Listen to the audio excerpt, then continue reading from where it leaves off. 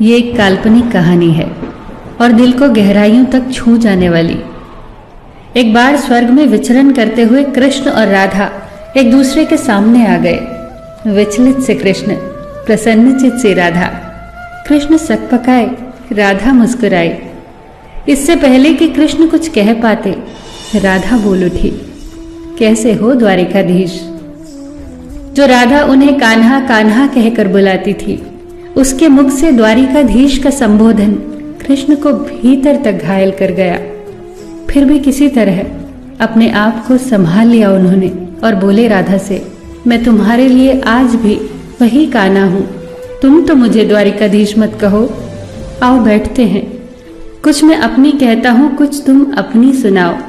सच कहूं राधा, जब जब भी तुम्हारी याद आती थी, इन आंखों से आंसुओं की बूंदें निकल आती थी।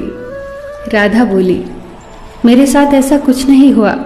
न तुम्हारी याद आई, न आंखों से आंसू बहा, क्योंकि हम कभी तुम्हें भूले ही कहाँ थे जो तुम याद आते। इन आंखों में तो सदा तुम ही थे। कहीं आंसुओं के साथ निकल न जाओ, इसलिए रोते भी नहीं थे। कान्हा, प्रेम से अलग होने पर तुमने क्या खोया, इसका एक आईना दिखाऊं तुम्हें। कुछ कड़वे सच प्रश्न सुन पाओ तो सुनाऊं। कभी सोचा है इस तरक्की में तुम कितने पिछड़ गए। यमुना के मीठे पानी से जिंदगी की शुरुआत की और समुद्र के खारे पानी तक पहुंच गए। एक उंगली पर चलने वाले सुदर्शन चक्र पर भरोसा कर लिया और 10 उंगलियों पर चलने वाली बांसुरी को भूल गए।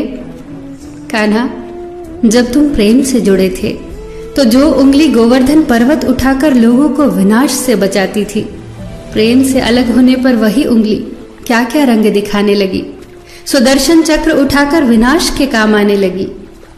कान्हा और द्वारिकाधीश में क्या अंतर होता है बताऊं? कान्हा होते तो तुम सुदामा के घर जाते, सुदामा तुम्हारे घर नहीं आता। युद्ध में और प्रेम में यही तो फर्क होता है। युद्ध में आप मिटाकर जीतते हैं और प्रेम में आप मिटकर जीतते हैं। कान्हा, प्रेम में डूबा हुआ इंसान दुखी तो रह सकता है, पर किसी को दुखी नहीं कर सकता। आप तो कई कलाओं के स्वामी हो, स्वप्न दूरदृष्टा हो, गीता जैसे ग्रंथ के दाता हो, पर आपने ये क्या निर्णय लिया? आपने अपनी पूरी सेना कौरवों को सौंप दी और अपने आप को पांडवों के साथ कर लिया। सेना तो आपकी प्रजा थी, राजा तो पालक होता है, उसका रक्षक होता है। आप जैसे महाज्ञानी उस रथ को चला रहे थे जिस पर बैठा अर्जुन आपकी प्रजा को ही मार रहा था। अपनी प्रजा को मरते देख आप में करुणा नहीं जगी, क्योंकि आप प्रेम से शून्य हो चुके थे। आज भी धरती पर जाकर देखो, आपकी द्वारिकाधीश वाली छवि को ढूंढते रह जाओगे। हर जगह, हर मंदिर में मेरे ही साथ खड़े नजर आओगे। मैं जानती हूं कान्हा, लोग गीता के ज्ञान की बात करते हैं, उसके महत्व की बात करते हैं, पर धरती के लोग युद्ध वाले द्वारिकाधीश पर नहीं, प्रेम वाले कान्हा पर भरोसा करते हैं। गीता में मेरा दूर दूर तक नाम नहीं है, पर आज भी लोग उसके समापन पर राधे राधे कहते हैं। ये कहानी काल्पनिक जरूर है, पर इसके भीतर छिपी सीख बहुत महत्वपूर्ण है। श्री कृष्ण के पास कभी किसी प्रश्न का उत्तर ना हो, ऐसा तो हो ही नहीं सकता, परंतु राधा द्वारा लगाए गए प्रश्न चिन्हों पर कान्हा मौन रहे।